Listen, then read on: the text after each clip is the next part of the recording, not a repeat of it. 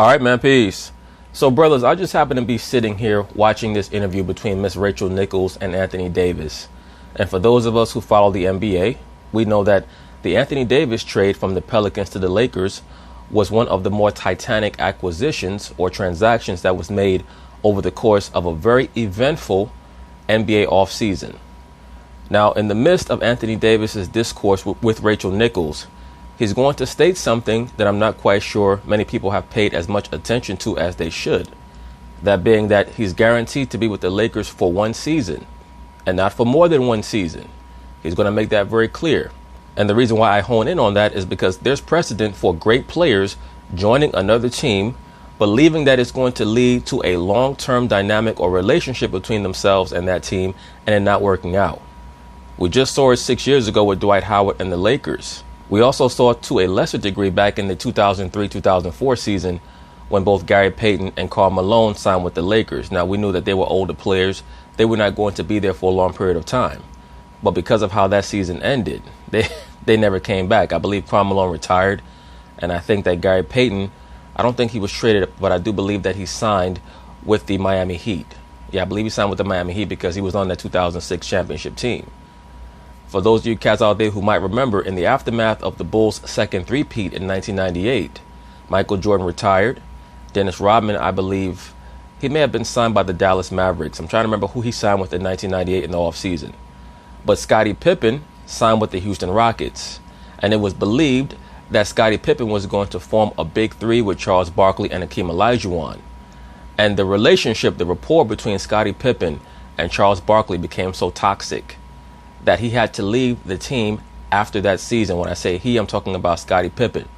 Because what he realized very quickly, and even though Scottie and Michael, they've had their ups and downs in that big brother, little brother dynamic, Scottie never had to doubt that Michael was all in mentally and physically. Michael was up at 4 o'clock every morning, working out, training with weights from 4 to 6 a.m. After a while, he got Scottie Pippen and Ron Harper to train with him. They called it the Breakfast Club. When Scottie Pippen went to the Rockets, he saw that Charles Barkley was nowhere near as committed as Michael Jordan was, which is obvious. A lot of these great players, they get on TV and they make a bunch of excuses for why they never won a championship. And for the most part, it comes down to who's willing to work hard.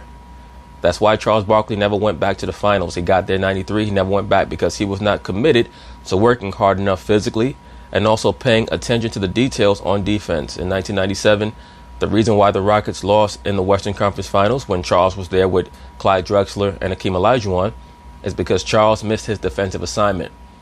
The reason why the Suns lost in 1993 in Game 6 in Phoenix is because, once again, Charles missed his defensive assignment, as did Danny Ainge. But that's neither here nor there. The point being is this. Scottie Pippen was there for one season, and he said, you know what? This is not for me, and he left. And you never know. The same thing could happen with Mr. Anthony Davis, because I guarantee you, no matter how many Taco Tuesdays he spends with LeBron James and the family, during the season, when the Lakers start playing for real, and they're not getting off to the start that they want to get off to, especially in the Western Conference, because I guarantee you, things are not going to go how the Lakers think it's going to go when it comes to regular season success. There are a lot of teams out there in the West, and when you look at the Lakers roster, it's nowhere near as impressive as they're trying to make it out to be. I'll be covering that in another video. I don't even think that from top to bottom, other than LeBron and AD, of course, I don't even think that this Laker team has the talent that AD had with the New Orleans Pelicans in the 2017-2018 season. I don't think they do. But they're going to find out, because they're going to lose a game or two to the Mavericks with Luka Doncic and Porzingis. They're going to lose a game to the Phoenix Suns. I promise you that, with Ricky Rubio and the kid Devin Booker in the backcourt. They're going to lose a game or two to Portland with Dame and McCollum, at least a game or two. They're going to lose a game or two to the Rockets with James Harden and Russell Westbrook. They're going to lose games, especially early in the season, as these components try to adjust themselves to the LeBron James system, which is the only system that he can play. And I'm sure that Anthony Davis is going to get out there on the court with LeBron James and say, wow, I didn't know that it was going to be like this. And you never know, because if the Lakers have one of those stretches where they lose 6 out of 7 games or 7 out of 10 games, LeBron is going to start looking at Anthony Davis out there on the floor and shaking his head because that's what he does. And could that affect AD's decision to come back to that team? I guess we'll find out. Anyway, they're going to talk about it. I'm going to chime in. Anthony Davis may have been the most polarizing player in the league last year with the way his trade request and the Lakers' determination to go after him affected not just two franchises, but gave us all a window into the player empowerment movement that was going to hit full force this summer. I got to sit down with him finally, after all that talk, after all those months, he became a Laker. Take a look. They didn't even have their parade in Toronto, and already Lakers fans are dreaming of another one of their own. The big headline, Anthony Davis is a Los Angeles Laker. What does it feel like to hear Anthony Davis, Los Angeles Laker? It's different. Something that I'm excited about, for sure. Excited for the opportunity. I mean, this isn't just any team. It's a team where there are 10 NBA trophies behind you. Yeah. Have you ever even been in a room with an NBA trophy before? Not until now. Not until now. Like I said, that's motivation right there. It was supposed to be motivation for you to be a leader for your team in New Orleans. But as I've stated in other videos, it's very obvious to me that Anthony Davis is not a leader, and that's okay. It's okay. He wants to be the second best player on the team. And, I kind of align him to a Kareem Abdul-Jabbar type player or a Kevin Durant type player. Someone who's supernaturally talented but does not want to be at the forefront. He does not want to be at the vanguard of a basketball team. He needs to have someone with a more vivacious personality to lead him. I'm walking here and I see these trophies, I see the banners and see the stars around. I get excited and I'm ready to get started. What Anthony Davis is saying through Rich Paul is, I can't do this by myself. I'm not a good enough player. I got to go where the better players are. I think that it's... No, what Anthony Davis was saying by his move or by his demand to be traded to the Lakers is that Rich Paul got into his ear. LeBron James got into his ear because LeBron James heard that Anthony Davis grew up as a fan of his. And LeBron was playing chess. He said to himself, if I can get into this young boy's mind and convince him that it's in his best interest to come play with me, it'll give me a far greater potential or opportunity to win another championship before I retire. And then I can allow the liberal sports media, the mainstream media, to try to spin my career into being the greatest of all time because I also have the wokey woke aspect. But that's clearly what happened. Rich Paul or someone associated with LeBron James was able to meet up with Anthony Davis and let him know, look, how long are you going to be in that little small pond out there in New Orleans? You're never going to be able to win a championship out there. Come to LA. We promise you that we're going to allow you to take over the team after LeBron retires. And let me say this. LeBron might not retire for another 7-8 years. It wouldn't shock me at all. It really wouldn't. LeBron's one of those guys who's going to let this contract expire and then go year by year or sign 2-year contracts, really 1 year with an option for another year, and go year by year. But AD might be damn near 35, 36 years old himself by the time LeBron leaves. It wouldn't shock me at all. But all they did was get into his head. They convinced him that it was up to him to decide what he wants to do with his career. But in reality, it's come to LA and help LeBron win another championship. They just ran pimp game on AD. That's all they did. That the Lakers are favorites to win a title next year. Getting here didn't come without a cost for you, though. You asking for a trade in the middle of the season. Very unpopular. Why do it then instead of just waiting until the summer? The reason why he did it then, Rachel Nichols, is because, once again, his job is to amplify LeBron James's career portfolio. So Rich Paul said, look, we can't wait until your contract expires because that's going to be a year off of LeBron James's career. We need you to demand a trade right now so that you guys can spend a season working together and building up your chemistry. And then the 2019-2020 season is when we go for the championship. So everything got retarded by a season because Anthony Davis was unable to force the trade. But all this is about LeBron. That wasn't probably going to sign that extension. And that my time in New Orleans was definitely coming to an end. And so I thought doing it at that time was definitely going to be beneficial for myself and for the organization to get the best package available so that way the organization is still in their hands. So let me get this straight, Anthony Davis. You play the 2017-2018 season. You have your best career as a professional. Your team has their best season with you at the head. You advance to the second round of the playoffs for the first time in your history in the NBA. You're actually able to win a game against the Warriors. And in your mind, you said to yourself, what I need to do is be traded to the Lakers, a team that had not had any success since 2013, had not made the playoffs since 2013, if we're going to define that as success. And I'm supposed to believe that, brother? I mean, come on. It's very obvious what happened. Once again, Rich Paul got into your head. LeBron James got into your head. And they said, come out to the lights, the glitz, the glamour of L.A. and be a big fish out here in a big pond. Wish you did anything differently? No, I wish I did it the way I did it. I'm a person who's very upfront and honest. I want to tell you. With everyone except yourself. It is. I love the city of New Orleans, but from a professional standpoint and occupation in basketball, I felt like it was time for me to move on. And let me say this. I personally have no problem with what the brother decided to do, but he's not being real about it. The reality is that Rich Paul and LeBron James got into his head. LA will be better for him from a business perspective over the course of the next 10 years or however much longer he's in the NBA. He's going to receive a lot more movie opportunities, TV shows, commercials, etc. So I don't begrudge him that at all. But let's be for real. LeBron and Rich Paul, they're trying to use you to help LeBron. And some of the collateral aspect of that is that maybe you'll be able to gain more business ventures for yourself. But that's really about it. Talked a lot through this last season, and every time we talked, you made it so clear to me that this was you sort of taking control of your life. Yeah. Why was that such a big theme for you this year? The reason why that was such a big theme for him is because that's how Rich Paul and LeBron James pumped him up. When they conversed with him, they said, AD, it's time for you to take control over your career. Don't let management or coaches tell you how to think. But in parentheses, it was, let us tell you what to think. But overtly, they said, do what's best for you. And what's best for you is to come play with LeBron, because they're never going to be able to sign a great player like LeBron on the New Orleans Pelicans to help you win a championship. And don't you want to win a championship, AD? You're going to be 27 years old, AD. You're going to be 28 years old. These are your prime years. It's time to start winning, AD. Because I allowed people to tell me what to do and advise me to do this. And now, by me being able to take control of my career, any decision that I make, I can sleep at night. I'm good, and that was the biggest thing for me. Then I was having a lot of regrets, and I think I should have did it my way, or I should have, did this differently. But now it's like, when I do it my way, I'm able to sleep at night and not care what other people's opinions are.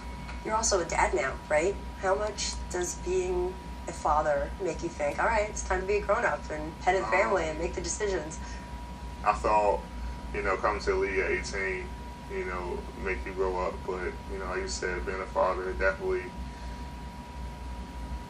you can't really understand unless, until you're a parent. And so now, like, anything I do is not just about me.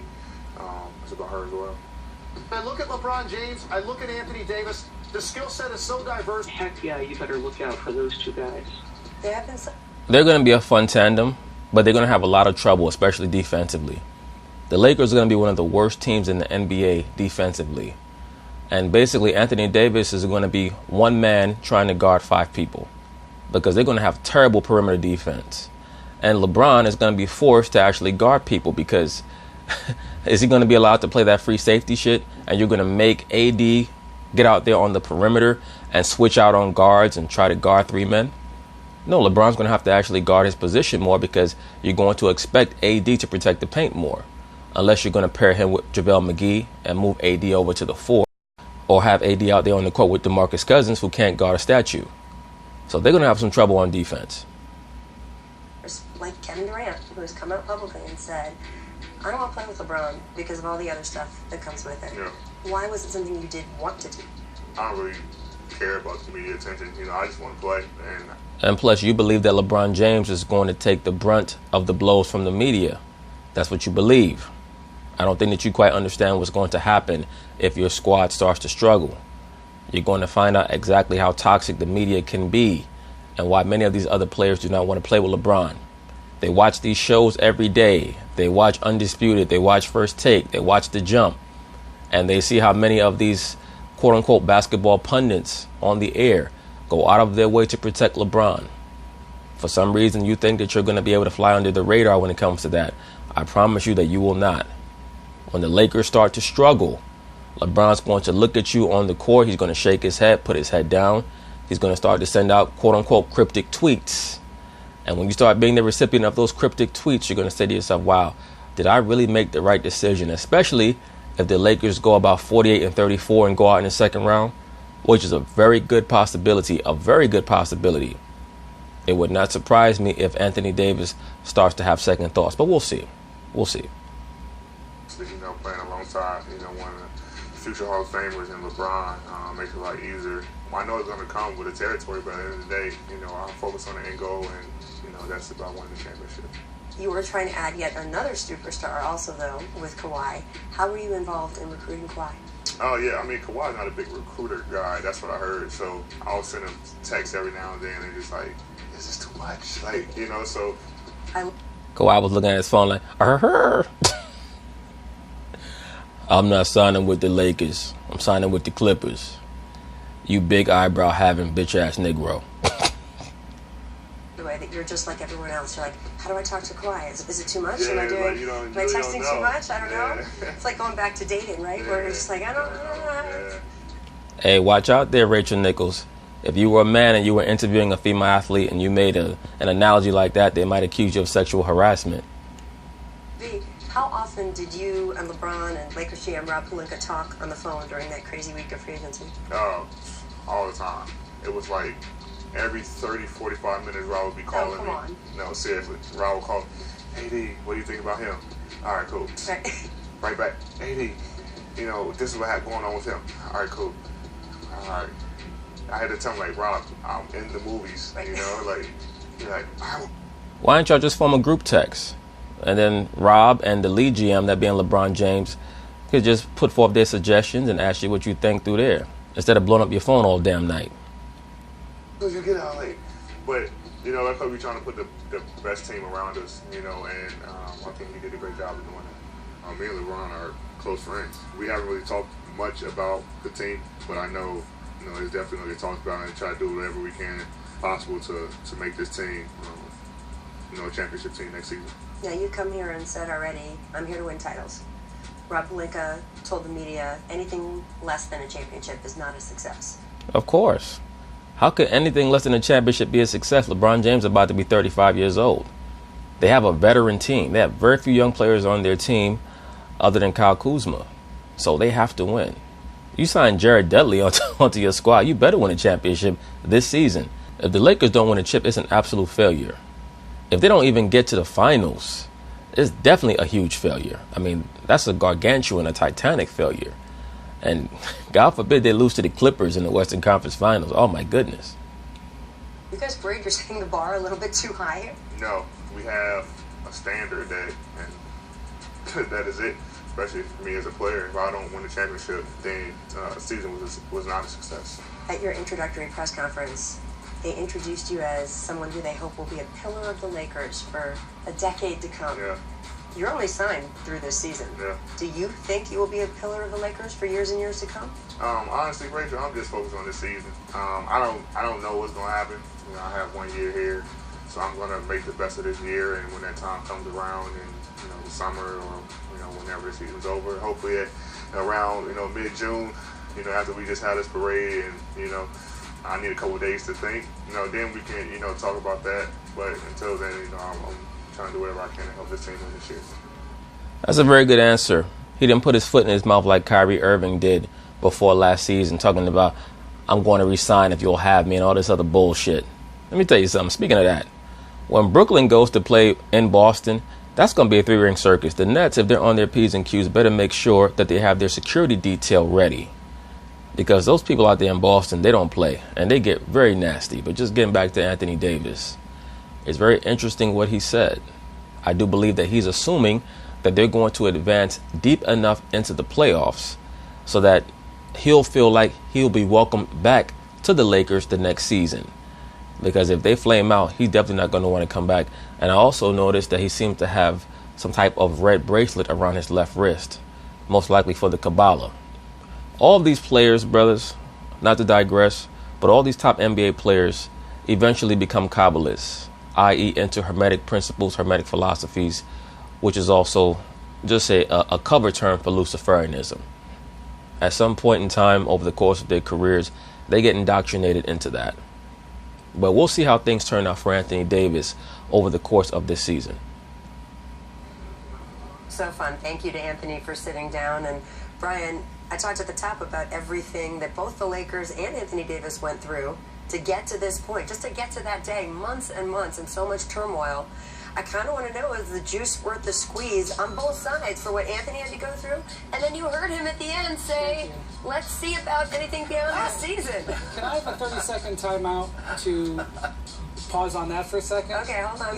Bring Brian back here. He said that was I'm just here for 1 year. Now, I know that the Lakers have a good feeling. And let's be honest, there's a couple of guys with 4-year contracts recently who said, hey, you're going to trade me, or 3-year contracts, and that happened. But it's mildly unsettling. Mildly unsettling. I don't think that it was unsettling at all. I just think that Anthony Davis was being a realist. And he learned from the Kyrie Irving situation and he made no promises. At the end of the day, whether these players say that they're going to stay or going to leave, they pretty much established that they're like the owners. Their word does not mean anything. They'll change their mind in a moment and they'll justify it by saying that owners change their minds all the time. So I don't really take what they say seriously when it comes to what their future is with the franchise. And they don't really owe us any explanation of what they plan on doing past this season, especially if their contract's going to expire after this season. He was like, I'm here for the year. It wasn't the answer I expected when I asked the question. I expected maybe him not to commit, right? But I expected him to be kind of vague, like, oh, I love it here, and whatever. But he was so excited specific. to see what we can build. Right. That he was so specific about, hey, I'm here for a year. We'll see what happens The next. problem is, if this were any other franchise, you'd be like, oh, I don't know. But the problem is this specific franchise has a very recent memory of something like this happening. Dwight Howard. Ding. So a lot of shades of Dwight Howard. And of course, the difference is that at this point in his career, Anthony Davis is a much more valuable player than Dwight Howard was. People forget how great Dwight Howard was, especially in the late 2000s going into the early 2010s. He was considered on some levels as high as the second best player in the NBA. He was the last player to truly dominate LeBron James in the playoffs as a single player. Now, the Boston Celtics were able to knock him out of the playoffs twice in the late 2000s. But Dwight Howard was extremely dominant in those 2009 Eastern Conference playoffs against the Cleveland Cavaliers. Let's also keep in mind that he was able to lead that Orlando Magic squad to the NBA Finals, where they lost to Kobe and the Lakers in 5 games. Howard didn't say, I want to be traded to the Lakers. Well, no, well, there was a lot of before the trade happened 6 months earlier, whenever it was at the trade deadline that got squashed, much like Anthony Davis. It was pretty much known that Dwight Howard was trying to get to the Lakers to team up with Kobe Bryant and Chris Paul. And just thinking back, Dwight Howard, he probably would have killed himself if he had to play on the same team with Kobe Bryant and Chris Paul with his stupid ass. He would have went there thinking that everything was just happy, lucky, joy, and all that other shit. And those guys would have made his life a living hell. It's not an exact. It's not an exact for a couple of reasons. One is the representation, right? That has to factor in. Right. The fact that Anthony Davis and LeBron James are both represented by the same agent, unlike Dwight and have Kobe. A friendship, by the way, that Dwight and Kobe never had. That's number 2, right? Okay. And maybe should be number 1. Now. LeBron and Kobe. LeBron is trying so hard to get the people out there in LA to like him. Wearing the Crenshaw shit, trying to claim Nipsey Hussle. I mean, it's so damn pathetic. Different, right? Kobe leads by intimidation, by kind of barking. Yep. LeBron is a arm around the shoulder kind of guy. For now. Allegedly, LeBron is an arm around the shoulder kind of guy. That's according to the narratives that are pushed by you guys in the media. Let me wind this back a little bit because Brian Windhorst said for now, which is accurate.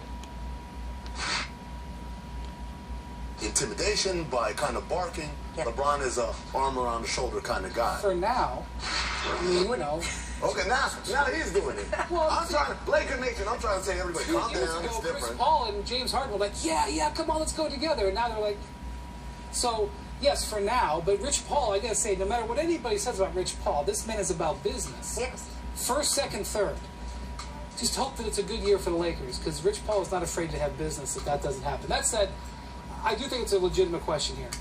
And LeBron ain't going to care because he's getting a cut anyway. He's getting a cut from Clutch Sports anyway. For Anthony Davis was absolutely worth it for him. I think there's very little scar tissue. Certainly in the city of New Orleans there's scar tissue. But even that is mitigated by the fact that they won the lottery and they had a great summer. I think whatever he did to get the Lakers, this is what he really wanted, totally worth it. For the Lakers, trading all of those assets, that to me is going to be the definition. Number one, Anthony Davis absolutely has to resign. Absolutely. I mean, when I said that LeBron is not going to care if AD decides to leave, it's just from a monetary perspective. But from a logistical perspective, especially when it comes to his future on the LA Lakers team and what he plans to use or how he plans to utilize his probable success on the court with that team and maybe try to parlay that into some success in the LA Hollywood world, because perception is very important out there, especially the perception that you're a winner and that you brought a championship to LA. He needs this to be a success. LeBron needs this to be a success. And he's been put in the position right now by Adam Silver and some of the other forces in the league that are trying to help him to be as successful as possible. At least LeBron knows coming into this season that he has, in his mind, a fair chance. Because the best team in the world, the Golden State Warriors, they've basically been hamstrung. They lost 2 out of the top 3 best players, and they don't know really where they're at right now as a team. You still have Steph Curry, you have Draymond, you have D'Angelo Russell, who's been added onto the team. They've tried to fortify their front line a little bit with the signing of Cauley Stein, but they don't know what they're going to be when the season starts. A lot of these young guys have to learn how to play in the Warriors' way. I think that the Warriors are going to be a major dark horse. But perceptually, LeBron is entering into this season believing that he has a chance to win. And that's very important. Term deal next summer. Not a 2+1, a long-term deal. That's number one. Number two, this roster has got to bear fruit. I'm not saying they have to win the championship, but they have sacrificed their flexibility to add in the future. So this pairing has to work, and these guys that just signed have to work. So the Lakers have way more skin in the game, I think. When you say the Dwight Howard deal, with 2 first-round picks, 3 maybe, we're talking about multiple first-round picks, completely unprotected, and swaps in every other year. This is if he doesn't, like Brian said, if he comes back and signs a 2-year deal, that's still not good enough. He has to be here long term in order for it to he doesn't have to do anything. No, he doesn't. I'm talking about for the Lakers. Right. We're talking about. Look, at the end of the day, I believe that AD is going to resign. But I also do believe that there is a very slight possibility that LeBron may not be able to control his emotions, and it might impact AD, especially if they make it to the playoffs and they just get blitzkrieged. If the Lakers, say, for example, lose 4-1 in the second round against Denver, or God forbid they were to lose a 7-game series in the first round against San Antonio, or let's say the Rockets or someone like that, who they got a very odd seeding with. Maybe the Lakers were 4 and the Rockets were 5, or the Lakers were 3 and Utah was 6. Who knows? If they were to lose a 7-game series in the first round and there were some issues in the locker room on the Lakers, AD might think about doing something. He might think about leaving. Who knows? Over the team this perspective. is a chance that the Lakers took. Yes. And you and I were talking about this before the show. What did Rich Paul say earlier this season? What did he say about Anthony Davis and his free agency? He said no matter what happens, he's going to be a free agent next summer, no matter what happens. So obviously teams have understandings, and obviously the expectation, as we've said, is that he would resign, and obviously there's a deep friendship with LeBron. All of these things are true. But the Lakers can never say they were. Now look at this lineup right here, brothers. Rajon Rondo, who's clearly on the other side of it. Danny Green, who's also clearly on the other side of it. LeBron James, who's clearly on the other side of it. He still knows how to play the game well enough to keep his offensive numbers up to snuff, up to par, especially in this more open NBA. His shooting percentage is always going to be somewhere around 51, 52% because of how easy it is to get to the basket. Anthony Davis, who's entering his absolute prime right now. DeMarcus Cousins, who's clearly on the other side of it. Avery Bradley, who's a very old 28, 29 years old. Caldwell Pope, who's also a very old 30 or however old he is.